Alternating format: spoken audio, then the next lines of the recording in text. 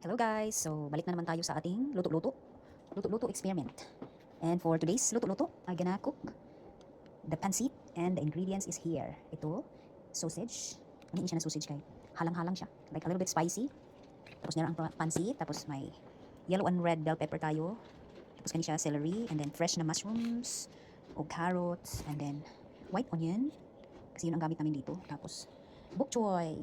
And then, meron pa pala akong nakalimutan na ingredients. Wait lang. Kasi, ito, sprout. Lagyan ko siya ng sprout para magamit naman tong sprouts. Diba sana yung gagamitan ko dito, kaso lang masisira na siya dahil hindi ako makapagluto ng palagi pag meron pang ibang ulam kasi dalawa lang naman kaming kakain. Kaya ganun. So, mamaya-maya pa ako mag-start mag-cooking kay sayo pa man. Unya, para man siya sa dinner. Unya, ang akong gwapo nga bana kay dili man mo kaon. Og bugnaw na. So, kailangan laging mainit. Unya, binilhan niya ako ng flowers. Diba? Ang ganda ng flowers. Kasi demanding si ako. Ako yung nagsasabi na hindi mo na ako binibilhan ng bulaklak. Kaya binibilhan ng bulaklak. Ha ha ha. Very funny. Tapos, alam niya na gusto ko yung mangga. Kaya, binilhan niya ako ng mangga. Isang piraso. Ang bango-bango. Sarap na kainin. So, yun lang. Unya, maya-maya.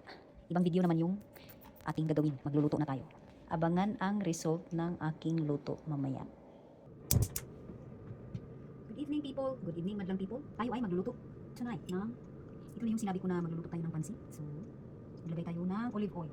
Uy, cute na papi. Ayan, ang cute na papi. Say hi, Lopi. Onion. Ayan, ilagay tayo. For garlic. Ayan. Tama mo. Ito pala yung mga meron ako dito. Chicken broth. Oh. Oyster sauce. Ito na yung sausage. Sausage na spongy. Ilagay tayo ng pepper. Pa natin para maluto ulit. So, ito ang sausage. Ilagay natin na. Bangla. Ito pala. Celery. And carrot. Ayan. Ayan. Ayan. Ayan. Ayan.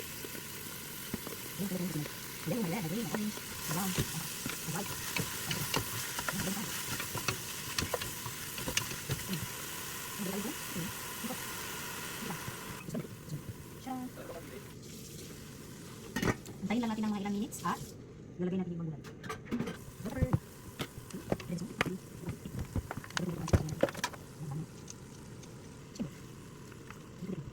Nilagay ko ng chicken cubes para may lasa. You wanna see? Sharang! O diba? Yan ang itsura niya. Ang ganda. Kasing ganda ko. Naglagay na tayo ng Filipino soy sauce.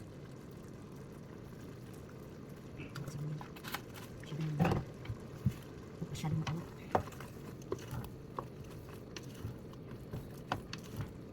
At pili nang ilagay ang bok choy.